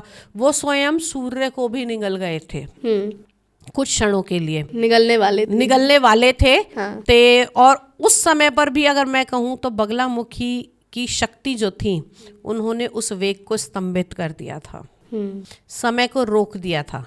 कोई भी घटना में उन्हें से कहते हैं ना, ये कि घड़ी टल जाने दो, उस समय को रोक दिया जाए किसी भी तरीके से। तो बालाजी की ये शक्ति है। वहाँ जाते हैं तो बालाजी, मेहंदीपुर बालाजी में किसी भी प्रकार की कोई भूत, प्रेत, पिशाच, राक्षस, कोई भी ऐसी नेगेटिव एंटिटी है तो उससे निजात मिल जाती है। जैसे ही घाटा मेहंदीपुर की सरहद शुरू हो जाती है, अर्जी ऑटोमेटिकली लग जाती है। अच्छा। मैं तो बचपन से वहाँ गई हूँ, मेरे पिताजी बचपन से हमारे यहाँ बालाजी की पूजा होती है। तो अगर बस जैसे ही टर्न लेती है घाटे का, वहाँ से जिसके ऊपर नेगेटिव एनर्जी होगी वो बस में से चिल्लाने शुरू कर देता है। सीरियसली आप मेहंदीपुर में जाके देखिए, वहाँ आप देखेंगे, अभी तो नहीं होता लेकिन पहले के समय में ऐसे ऐसे पत्थर होते थे जो आप हिला नहीं सकते, वो लोग अपने ऊपर रख के बैठे होते थे, जिनको जिस प्रकार की सजा मिलती थी। लेडीज उल्टी खड़ी हो जाती हैं, सर नीचे पैर ऊपर, सर के बल पे, और उनकी 1 इंच साड़ी नीचे नहीं हो सकती। अपने आप ऐसा लगेगा कि कोई खींच के लेके जा रहा है, और आप सामने देखेंगे लेकिन कोई देखा ही नहीं देगा। वहाँ स्वयं जो एनर्जीज हैं वो स्वयं बाबा से बात करती हैं। वहाँ कोई झाड़ा नहीं लगा रहा, वहाँ कोई आपको बुलवा नहीं रहा, डायरेक्ट कनेक्शन देवता के साथ में है। इस तरफ हनुमान जी का मंदिर है, उसके बिल्कुल सामने मंदिर में खड़े होंगे तो आपको राम भगवान के दर्शन होंगे। तो कुछ समय के लिए मंदिर को बंद किया जाता है जब हनुमान जी भी भोग प्रसाद लेते हैं और बाबा की श्री राम जी की सेवा में जाते हैं। तो बहुत, अगर मैं मेहंदीपुर की बात करूंगी तो शायद ये एपिसोड भी कम पड़ेगा। तो अभी के लिए इतना ही। अगर आपके व्यूअर्स को ज़्यादा चाहिए होगा तो हम इसको डिटेल में डिस्कशन कर सकते हैं। We can make another मंदिर special episode if you want, tell us in the comments below। मगर आगे बढ़ने से पहले ना मुझे एक चीज़ केटर करनी है। जब भी मैं इस चैनल पर ऑकल्ट सब्जेक्ट की बात करती हूँ, मेरे चैनल पे बहुत ज़्यादा प्रचलित रहा है पास्ट लाइफ। मेरे चैनल पे आपकी वीडियोस भी बहुत ज़्यादा प्रचलित रही हैं, जहाँ पे हमने कामाख्या की बात की है, मंदिरों की बात की है, एस्ट्रोलॉजी की बात की है। तो हमने पूरी कोशिश की है कि इसको एक एविडेंस बेस्ड साइंटिफिक लेंस से भी केटर करें, ताकि आपका वो जो आपको एक जो चुल मचती है कि ये सब गलत बातें हो रही हैं या फिर आप इंडिया में गलत बातें फैला रहे हो, ऐसे कमेंट्स देखने को बहुत मिलते हैं जब भी हम ऐसी अनएक्सप्लेनेबल बातें करते हैं। तो मुझे स्पेसिफिकली उस ऑडियंस को केटर करते हुए ये बोलना है कि जब तक ज़रूरी नहीं है कि कोई चीज़ सिद्ध ना हुई हो, तब तक आप ये बोल लें कि वो एग्जिस्ट नहीं करती, या फिर आपने जब तक उस चीज़ को फील नहीं किया हो तब तक आप ये बोलें कि वो चीज़ एग्जिस्ट नहीं करती। देखो, तो मानो, हाँ, मानो ना मानो वाली बात है। हाँ, मगर और जब बीतती है ना तो हर कोई मानता है। हाँ, ये तो इस बात का तो मैं फुल फ्लेज्ड उदाहरण हूँ कि मैं एक म्यूजिशियन बैकग्राउंड से आती हूँ, मैं एक साइंटिफिक परफॉर्मिंग आर्ट से आती हूँ, मेरे पापा इल्यूजनिस्ट हैं और मैं मेंटलिज्म करती हूँ। और उसके बावजूद भी जब मेरे ज़िंदगी के 4-5 साल मुझे बहुत कुछ लगातार हुआ मेरे साथ, I don't want to get back into that whole story, but जो रेगुलर व्यूअर्स हैं वो जानते हैं, और जो नहीं जानते वो मतलब इस बात को खरोद लेंगे कि चैनल पे ऐसी बहुत सारी वीडियोज़ हैं जहाँ पे मैंने अपनी जर्नी शेयर की है।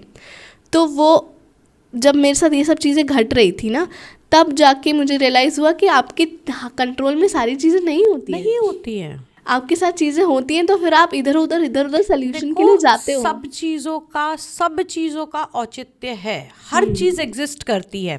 अगर ये सब चीज़ें नहीं होती तो क्यों कहा जाता कि बाबा की बारात में भूत प्रेत सब आए थे नाचने। अगर ये चीज़ें नहीं होती तो क्यों हनुमान चालीसा में कहा जाता था भूत पिशाच निकट नहीं आवे। तो ये सब योनियां हैं।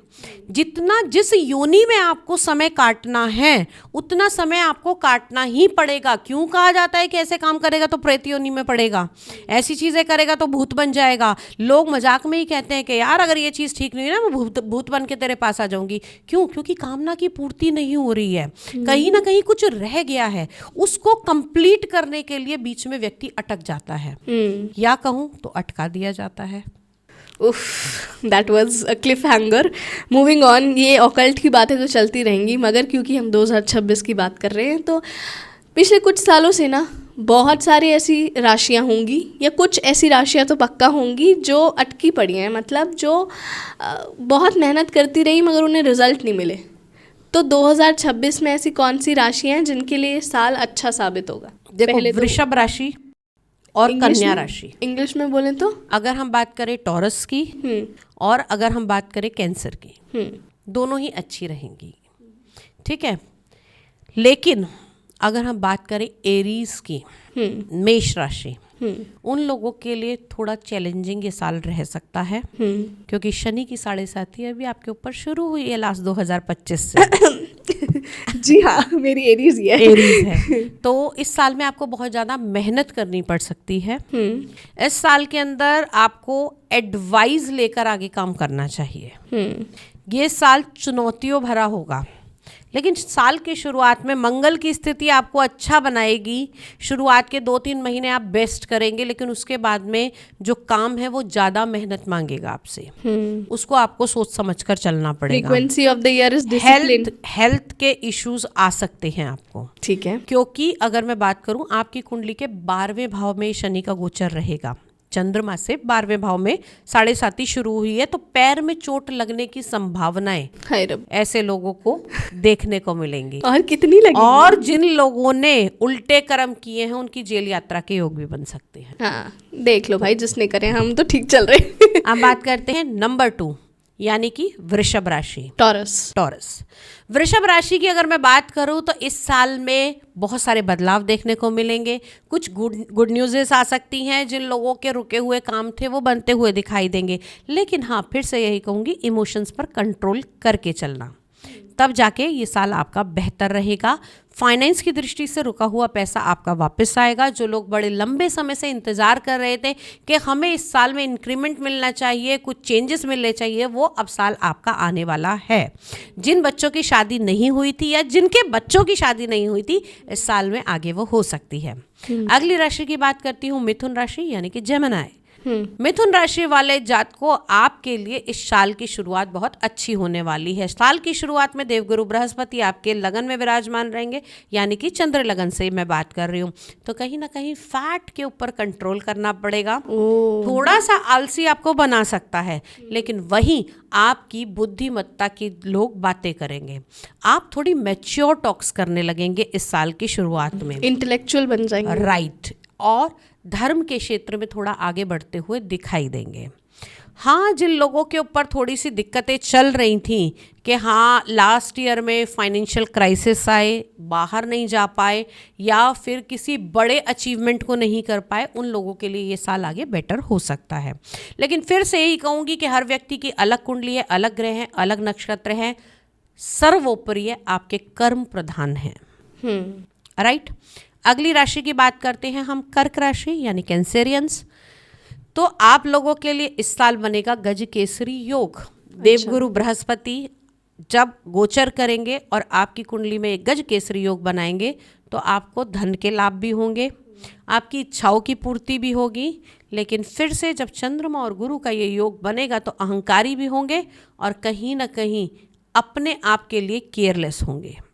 अच्छा, धन अधिक खर्च करेंगे, लेकिन हेल्थ के ऊपर भी बहुत ज़्यादा ध्यान रखने की आवश्यकता है। जो लोग किसी प्रकार के सेना के कार्यरत हैं, या मैं कहूँ किसी प्रकार की फैसिलिटीज़ देते हैं या किसी प्रकार की हेल्पिंग नेचर के हैं, उन लोगों के लिए ये साल बेस्ट रहने वाला है। मेडिसिन का दान आपके लिए सबसे बेस्ट रहेगा। रिलेशनशिप को लेकर ये साल अच्छा रहेगा आपका। और साथ ही साथ जिन जोड़ों का विवाह नहीं हो रहा था, इस आने वाले साल में वो चीज़ें आगे चैनलाइज हो सकती हैं। अब बात करते हैं हम अगली राशि, सिंह राशि। शनि की ढैया का ये साल आपके ऊपर चल रहा है। शनि थोड़ा सा परेशान करेंगे, चैलेंजेस लेकर आएंगे और इस आने वाले साल में हेल्थ से जुड़ी हुई परेशानियां आपको देखने को मिल सकती हैं।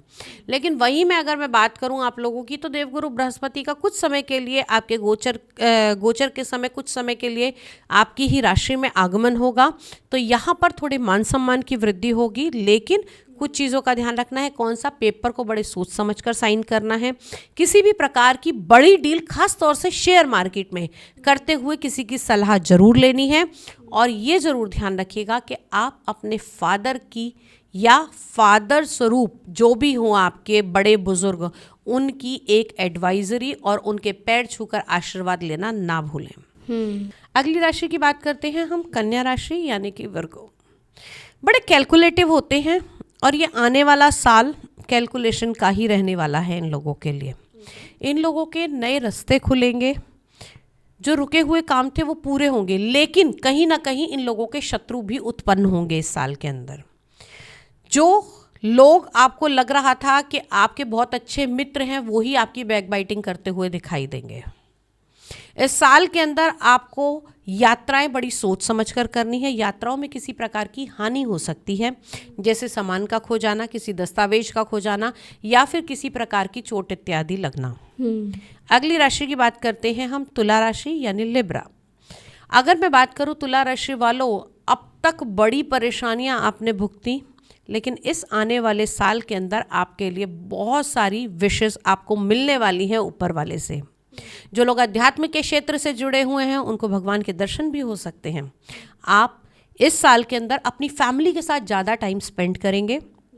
साथ ही साथ रिलेशनशिप और बिजनेस पॉइंट ऑफ व्यू से ये साल आपके लिए पार्टनरशिप वाला रहेगा। पार्टनरशिप से जुड़े हुए लोगों के लिए ये साल अच्छा रहेगा। वहीं उन लोगों के लिए चैलेंजिंग रहेगा जो किसी प्रकार के कंपटीशन की एग्ज़ाम की तैयारी कर रहे हैं या एंट्रेंस में आगे निकलना चाहते हैं। तो यहाँ पर मेहनत बहुत ज़्यादा करनी पड़ेगी आपको। अगली राशि की बात करते हैं हम, वृश्चिक राशि, स्कॉर्पियन। सबसे तेज़ राशि, सबसे खतरनाक राशि, जो अगर एक बार काट जाए तो उसका कोई मारा हुआ पानी भी ना मांगे। मेरी मम्मी है। वृश्चिक राशि वालों के अंदर एक खासियत होती है, ये कभी भी किसी की बात को भूलते नहीं हैं। इमोशनल होते हैं, चाहे वो बदला लेने की बात हो, चाहे वो किसी के अच्छा करने की बात हो। तो इस आने वाले साल में आपके पुराने बहुत सारे हिसाब पूरे होते हुए दिखाई देंगे। ओहो। आपको बहुत सारी चीज़ें ऐसी आएंगी जो आपने बड़ी सारी इच्छाएं दबा रखी थी, वो इस आने वाले साल में आपके लिए पूरी हो सकती हैं। तो ये साल थोड़ा सा अग्रेशन कम करना है आपको। कुछ चीज़ों का विशेषकर ध्यान रखना है, जैसे कि इस साल में आपको हनुमान जी की पूजा अवश्य करनी चाहिए। मंगलवार को आप सुंदरकांड का पाठ अवश्य कर सकते हैं। बच्चों को लेकर बड़ी सारी चिंताएं आपकी मुक्त होंगी। और साथ ही साथ इस साल कोई ना कोई एक ऐसा इवेंट आपकी लाइफ में आएगा जो आपके लेवल को एक स्टेज ऊपर लेकर जाएगा। अब बात करते हैं हम अगली राशि, धनु राशि, सेजिटेरियस। जी। सेजिटेरियस की अगर मैं बात करूं तो शनि की ढैया चल रही है। थोड़ा सा समय आपके लिए खतरनाक है। काम धंधे में लेकर आपको परेशानी आ सकती है। अगर प्रॉपर्टी के बिजनेस से जुड़े हुए हैं तो कोई भी बड़ी डील इस साल में कोशिश कीजिए आप नहीं करें। अगर करते हैं तो उसको पार्टनरशिप में कर लीजिए। इस साल में आपको किसी स्त्री का सहयोग आपके लिए बेनिफिशियल रह सकता है। माता की बहुत अधिक सेवा करनी चाहिए। और इस साल के अंदर अगर आपको सच में शनिदेव से बचाव चाहिए तो ओम शम शनिश्चराय नमः का जाप कीजिए। एक कटोरी के अंदर सरसों का तेल लेकर उसमें अपनी छाया देकर उसका दान अवश्य करना चाहिए। सजिटेरियस वालों, माता की सेवा, नेक नोट्स। ओके। अगली राशि की बात करते हैं हम, मकर राशि। मकर राशि वालों की बड़े लंबे समय से आप लोगों की प्रॉब्लम्स चल रही थी। इस साल जो आपकी प्रॉब्लम्स चल रही थी, हेल्थ को लेकर जो परेशानियां थी, वो समाप्त होंगी। टेंशन से बाहर आएंगे। जिन लोगों को नींद की प्रॉब्लम थी वो भी बहुत हद तक ठीक होगी। फाइनेंशियल आपका स्टेटस थोड़ा बेटर होगा। यहीं पर अगर मैं बात करूं कि शिव जी की उपासना आपके लिए इस साल में बहुत बेस्ट रहने वाली है। भगवान भोलेनाथ की उपासना कीजिए। सोमवार के दिन जल जरूर चढ़ाइए भगवान को। और ख़ास तौर से अगर आप किसी रिलेशनशिप में हैं तो अपने पार्टनर के ऊपर आपको विशेषकर बहुत ज़्यादा ट्रस्ट करना पड़ेगा। मकर राशि वालों को यहाँ पर शिव जी की उपासना जरूर करनी है। अपनी संतान की सहमति लेकर ही कोई कार्य करें। अच्छा, संतान की, अपनी संतान की सहमति लेकर कुछ कार्य आपको इस साल में जरूर करना चाहिए। ठीक है। अगली बात करते हैं हम कुंभ राशि वालों के बारे में। तो कुंभ राशि की अगर मैं बात करूं तो ठीक है, बहुत राहत अब आपको मिल जाएगी, क्योंकि कुंभ, मीन और मेष तीनों राशियां कहीं ना कहीं परेशान थी। इस आने वाले साल में आपके नए अवसर होंगे। जॉब में आपको नई अपॉर्चुनिटीज़ मिल सकती हैं। हाँ, मेहनत थोड़ी सी ज़्यादा आपको इस साल में करनी पड़ सकती है, लेकिन रिलेशनशिप को लेकर ये साल आपके लिए बेटर रहेगा। इस साल के अंदर कुछ चीज़ों का आपको विशेष ध्यान रखना है, जैसे कि आप लोगों को ट्रांसपेरेंसी अपने रिश्तों में रखनी पड़ेगी। भाई से अगर कोई कोर्ट केस चल रहा है, मुकदमा चल रहा है प्रॉपर्टी का, तो उसमें विजय आपको मिल सकती है। अगली राशि की बात करते हैं, मीन राशि, स्पाइसेस। तो मीन राशि, यहाँ से ही शुरुआत हुई है शनिदेव की। आप परेशान हैं, बहुत लंबे समय से परेशान हैं, तो शनिदेव की उपासना आपके लिए अच्छी रहेगी। हेल्थ को लेकर थोड़े और उतार चढ़ाव देखने को मिल सकते हैं। अगर हम बात करें यहाँ पर आपकी नौकरी, आपके व्यवसाय के बारे में, तो ठीक है, इतनी प्रोग्रेस आपको इस साल में नहीं मिलेगी जितना आप कोशिश कर रहे थे, लेकिन हाँ, पहले से बेटर ये साल आपका जाने वाला है। इस साल के अंदर नए रिश्ते मिलेंगे और ख़ास तौर से पुराने कुछ दोस्त आपका एक हेल्पिंग हैंड बनकर सामने आते हुए दिखाई देंगे। ओवरऑल अगर इस पूरे साल को आपको अच्छा बनाना है तो कुछ टिप्स दूंगी जो हर राशि वाले को यूज़ करने चाहिए। Go ahead. जैसा आपको इस साल सुबह जल्दी उठकर सूर्य को अर्घ देना चाहिए। जल देना चाहिए। जल्द। अब ये समय ये नहीं होगा कि आप 12 बजे उठ रहे हैं तो 10 बजे का टाइम कह रहे हैं मैं जल्दी उठ गया। सुबह 6 बजे से लेकर और 9 बजे के बीच में आपका ये सूर्यार्घ हो जाना चाहिए। दूसरी चीज़, कोशिश करें कि हफ्ते में एक दिन आप नमक रहित भोजन करें। अच्छा, हर किसी को? हर किसी को, तो ये आपके लिए बेस्ट रहेगा। ऐसा क्यों? क्योंकि ये जो साल है, इस साल के अंदर सूर्य में अगर हम देखें तो नमक का भी, जिन लोगों का सूर्य खराब होता है उन लोगों को एक आदत होती है, वो नमक ऊपर से डाल के खाते हैं। अच्छा, ये बहुत एक छोटी सी माइनर सी बात है, लेकिन ये अक्सर ऐसा देखा गया है। दूसरी चीज़, इस साल के अंदर आपको मेडिटेशन अवश्य करनी चाहिए, खास तौर से तुला राशि वालों को और कर्क राशि वालों को। कैंसर, ये साल आपके लिए बहुत अच्छा रहेगा अगर आप मेडिटेशन करते हैं, अपने ईष्ट का ध्यान करते हैं, किसी भी देवता का नाम जप करते हैं। तीसरी चीज़, आपको घर से तिलक लगाकर अवश्य निकलना है इस साल में।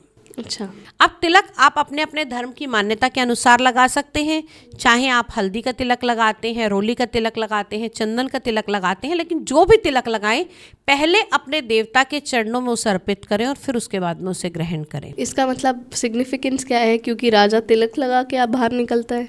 नहीं, ये जो हमारा पॉइंट होता है ये हमारा थर्ड आई चक्र होता है, ठीक। और जब भी हम यहाँ पर तिलक लगाते हैं तो हम जिस भी ईष्ट को अपने ध्यान में लेकर आ रहे हैं, जिस भी ईष्ट की पूजा कर रहे हैं, तो हम उसका आशीर्वाद स्वरूप उसको यहाँ पर स्थापित करते हैं। ये हमें कंसंट्रेशन भी देता है, ये हमें पॉजिटिविटी भी देता है। और कभी भी आप देख लीजिएगा कि जब तिलक जिस व्यक्ति के लगा होता है उसके चेहरे की आभा कुछ अलग ही नज़र आती है। तो ये ऐसा बहुत ज़्यादा हमारे सनातन में है। अगली चीज़, कोशिश कीजिए कि आप जब भी पूजा पाठ करें आपका आसन ज़रूर होना चाहिए। बिना आसन के किया हुआ पूजा, जप, हवन, यज्ञ इत्यादि का फल नहीं मिलता। वो इंद्र को चले जाता है? जी, वो तो जब हम पूजा पाठ कर लेते हैं, जब अपने मंत्र जाप को देने की बारी आती है, उसके बाद में अर्पित करके देवता के बाद में अपने आसन को मोड़कर जल थोड़ा छिड़का जाता है और ओम शक्राय नमः, ओम इंद्राय नमः, इस तरीके का 3 बार जाप करके जल आंखों पे लगाया जाता है ताकि वो इंद्र देवता आपके पूजा का तप ना लेकर जाए। ये हर व्यक्ति को करना चाहिए अपना पाठ करने के बाद में, अपना ये नियम। क्योंकि आजकल बहुत से लोग कहते हैं कि हमसे पूजा पाठ नहीं होती, हम सोफे पे ही बैठ के जाप कर लेते हैं। हाँ, आप नाम जप कर सकते हो, लेकिन अगर आप प्रॉपर उपासना करना चाहते हो, आपके स्वास्थ्य आपको अलाउ नहीं करता, तो आप जिस भी स्थान पर बैठे वहाँ पर अपना आसन अवश्य लगाएं। आसन का विशेष महत्व है कि मैं किसी पर्टिकुलर धर्म का नाम नहीं लूँगी, लेकिन बहुत जगह ऐसा है कि अगर वो कहीं भी जाते हैं उनका आसन उनके साथ में अवश्य रहता है। सही कह रहे हो आप। मैं कहती हूँ कि ये जो आप जितनी भी राशियों के बारे में बता रहे हो, तो इट फील्स लाइक ये सारी प्रिडिक्शंस नहीं है, ये आपके लिए प्रिकॉशंस हैं। प्रिकॉशंस हैं। तो मतलब ये होगा डेफिनेटली हर किसी की ज़िंदगी में, शायद निश्चित ना हो क्योंकि सबकी डिटेल्ड कुंडली तो अलग होती है, मगर एज अ प्रिकॉशनरी मेजर आप इसको लेके चल सकते हो। क्योंकि देखिए कोई भी ग्रह गोचर जो होता है ना, अब एक अगर हम राशि देख रहे हैं तो एक व्यक्ति के नाम के 10 लोग होंगे। क्या वो 10 लोग एक से हैं? नहीं, उनके नाम के अलावा, उनके चंद्रमा के अलावा उनके अलग और ग्रह भी तो हैं कुंडली में। अब किस व्यक्ति की कौन सी दशा चल रही है, वो ग्रह एक्टिवेट है या नहीं है, कौन सी दृष्टि पड़ रही है, ये विशेषकर महत्व करती है। लेकिन हाँ, ओवरऑल अगर हम बात करें तो कहीं ना कहीं थोड़ा बहुत असर आता है। आप इन चीजों को एज ए एडवाइस मानकर चलेंगे तो आपकी लाइफ आगे स्मूथ होगी। बहुत ही बेहतरीन, एक एक करके हमने सारी राशियों की बात की, मगर यहाँ पर ना ऑडियंस एक सवाल ज़रूर पूछेगी कि ऑलरेडी हमें पता है कि हमारे लिए राशियों में गलत गलत लिखा है या फिर होने वाला है, क्योंकि एस्ट्रोलॉजी एक प्रिडिक्शन का काम करती है या एज अ प्रिकॉशन हमारा बर्थ चार्ट के थ्रू हमें बताती है। तो जब हमें ऑलरेडी पता लग गया है कि अगला आने वाला साल, जैसे आपने मेरे लिए भी बोला कि एरियस राशि के लिए चैलेंजिंग रहने वाला है, या फिर ये आपका एक्सीडेंट का हो सकता है या आपकी जॉब जा सकती है, तो फिर ऐसी सिचुएशंस में इंसान क्या करे, क्योंकि ऑलरेडी तो लिखी हुई हैं चीज़ें, तो उसका क्या निवारण है? देखो, यूजुअली जब भी ये प्रॉब्लम्स आती हैं तो आपको किसी स्पेशलिस्ट जो है, इनके स्पेशलिस्ट, उनके पास जाना चाहिए, अपनी कुंडली का विश्लेषण कराना चाहिए। अब जो एस्ट्रोलॉजर है वो आपको रेमेडियल पार्ट बताएगा। कई बार ऐसा होता है कि जाप बताए जाते हैं, कई बार ऐसा होता है दान बताए जाते हैं, लेकिन कुछ परिस्थितियां ऐसी होती हैं जब व्यक्ति कहता है कि हम इन दोनों ही कामों को नहीं कर सकते, या असर नहीं मिल रहा है, ये असर नहीं मिल रहा है। देखिए, असर तो ऐसा नहीं है कि अगर आप पूजा पाठ कर रहे हैं तो असर नहीं आएगा। किसी पे जल्दी, किसी पे लेट, किसी पे अधिक, किसी पे कम असर आएगा, लेकिन हर चीज़ एक टाइम के अकॉर्डिंग आपको चाहिए होती है। कई बार ऐसा होता है कि जब पेन बहुत ज़्यादा होता है तो टैबलेट काम नहीं कर रही, इंस्टेंट आपको इंजेक्शन की आवश्यकता है। तो उस पार्ट के अंदर अगर आपको इंस्टेंट रिलीफ चाहिए, या फिर अगर आप कुछ नहीं कर पा रहे, चाहे वो आपकी जॉब, चाहे आपकी रिलेशनशिप, चाहे आपकी नेगेटिव एनर्जी, चाहे किसी का कुछ किया कराया, कुछ भी प्रॉब्लम है, तो उसके लिए एक जो मैं सजेस्ट करती हूँ या जो मैं करती हूँ वो है एक हीलिंग पार्ट। ओके। अब तक ना केवल कुछ लोगों को, बल्कि मैं कहूँगी मल्टीपल लोगों को इसके बेनिफिट्स मिले हैं। अभी थोड़े दिन पहले ही मेरे पास एक क्लाइंट थे, पहले से उनका केस चल रहा था मेरे पास। मैंने बहुत सारी चीज़ें देखी थी, उनके घर का वास्तु भी किया था, काफ़ी कुछ किया। उसके बाद में बीच में एक गैप आ गया। गैप के बाद में उनका अचानक से एक दिन फ़ोन आया कि दीदी आपसे कंसल्ट करना है। आई सेड रेंडमली कि ठीक है, आप अपॉइंटमेंट बुक कर देना, वो टीम से बात कर लो, आप बात कर लेना। 2 दिन बात नहीं हुई, 4 दिन बात नहीं हुई, फिर थोड़े दिन के बाद में उनकी मिसेस का फिर से फ़ोन आया और उन्होंने टीम से कनेक्ट करके उन्होंने मुझसे बात करी। रात को उन्होंने मुझसे बात करी, मैंने उनकी हॉरोस्कोप देखी, जो जो चीज़ें चल रही थी वो उनको बताई और अकॉर्डिंगली वही सब कुछ हुआ था, वैलिडेट कर दी। और उससे पहले जब उन्होंने मेरे को अपनी हॉरोस्कोप दिखाई थी तब उन्होंने मुझे जॉब के लिए पूछा था। मैंने उनको बताया था कि ये चीज़ें ऐसे ऐसे होंगी, और वो चीज़ें उस टाइम पीरियड के दौरान बीच में कुछ साल बीतने के बाद में जैसे ही हुई तो उनका फ़ोन आया कि अब ये प्रॉब्लम हो रही है। देन आई सजेस्ट कि आप एक हीलिंग सेशन ले लो, आपकी जो ब्लॉकेजेस आ रही हैं या जो भी प्रॉब्लम्स आ रही हैं उनके लिए ये हीलिंग पार्ट आपको बहुत ज़्यादा हेल्प करेगा। शी सेड कि ठीक है दीदी, मैं अपने हस्बैंड को बोलती हूँ, हम हीलिंग का सेशन कल से लेंगे। रात को हमारी बात हुई, ओके हो गया। मॉर्निंग में उनका फ़ोन आया और वो फ़ोन पे रो रही थी कि मतलब इनकी जॉब ऑलमोस्ट चली गई है। पहले तो एक टाइम पीरियड दे रहे थे, अब उनकी जॉब चली गई है। मैंने उनको बोला ठीक है, आपने जो हीलिंग बुक कर रखी थी, जो आपका अमाउंट था, I am ready to refund it, क्योंकि मेरा माइंडसेट वो नहीं था कि व्यक्ति ये कहे कि आपने इस वजह से करा था। देन शी सेड कि नहीं, आप हीलिंग सेशन तो दो, और ये हमारी बात हुई है 10 बजे। मैंने कहा ठीक है, चलो हम सेशन लेके देखते हैं। 10 बजे उनको एक हीलिंग का सेशन दिया, ऑनलाइन। वो फ़ोन पर ही देती हूँ मैं, कुछ उसमें विशेष मंत्र होते हैं जो हमारे स्वयं सिद्ध करे हुए मंत्र होते हैं साधना के ज़रिए, उसके ज़रिए और कुछ और विधियां होती हैं, उससे उसका हीलिंग का सेशन लिया। 10 बजे हमारी ये बात हुई है। 2 बजे उसका फ़ोन आ गया मुझे कि दीदी जो जॉब जाने वाली थी वो सिक्योर हो गई है। कहीं ना कहीं जो पॉजिटिविटी है उसने अपना रूप दिखाया। उसको माँ की ब्लेसिंग मिली, माँ बगलामुखी की ब्लेसिंग मिली, या जो भी आराधना हमने की उसके ज़रिए उसको वो ब्लेसिंग मिली और उसकी जॉब सिक्योर हो गई। और समय ऐसा था कि सुबह के समय पर ये था कि अगर ये जॉब चली गई तो घर का खर्च भी कैसे चलेगा।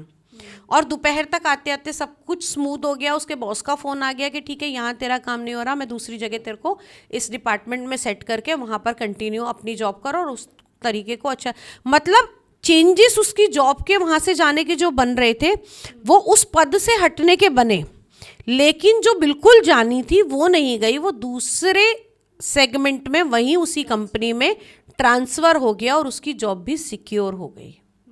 तो चीज़ें असर ज़रूर करती हैं। ऐसे ही एक केस था जिनके ऊपर नेगेटिव एनर्जी थी और कुछ किया कराया ऐसा था कि हस्बैंड वाइफ के बीच में आपस में बन ही नहीं रही थी और इतना अच्छा रिलेशनशिप था जो कुछ सेकंड्स के अंदर ही टूट गया।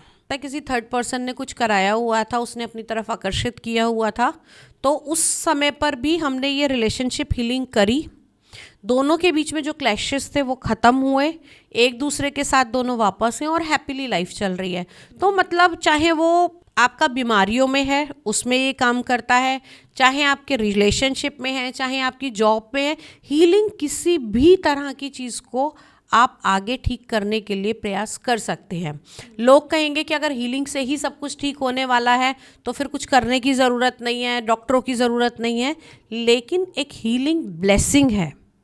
अध्यात्म का एक ऐसा पार्ट है जिसमें आप किसी को एनर्जाइज करते हैं, मंत्रों के द्वारा, तंत्र के द्वारा, विधि के द्वारा, किसी यंत्र के द्वारा, और इसका असर निश्चित तौर पर होता है।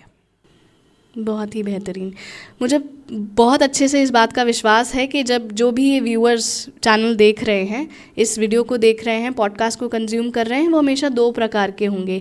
एक फुल सबमिशन में होंगे जो आपकी बात को सुनेंगे, समझेंगे और वो ट्राई करना चाहेंगे आपके साथ हीलिंग, और दूसरा एक तबका ज़रूर ऐसा है जो बोलेगा कि ये गलत बातें फैला रहे हैं इस पॉडकास्ट के थ्रू, ये सब कुछ नहीं होता, अगर ऐसा होता तो डॉक्टर्स के थ्रू ही ठीक हो जाते या फिर इन सब के थ्रू ही ठीक हो जाते। मैं यहाँ पे कुछ कमेंट नहीं करना चाहूँगी। अगेन इट ऑल डिपेंड्स, आप क्या मानते हो, आप किस पे विश्वास रखते हो। और मुझे इस बात का भी इल्म है, इस बात का भी अंदाज़ा है मुझे कि ये हीलिंग तभी काम करेगी जब आप अपने आप को सरेंडर कर दो। Right. We were almost at the end of the episode, मगर जाने से पहले अगर आपको 2026 को सिर्फ एक वर्ड में डिफाइन करना होगा तो आप कैसे करोगे? चैलेंजेस। ओके, तो फिर 2026 के लिए क्या अप्रोच सही रहेगी? रिस्क लेना या फिर सेफ खेलना?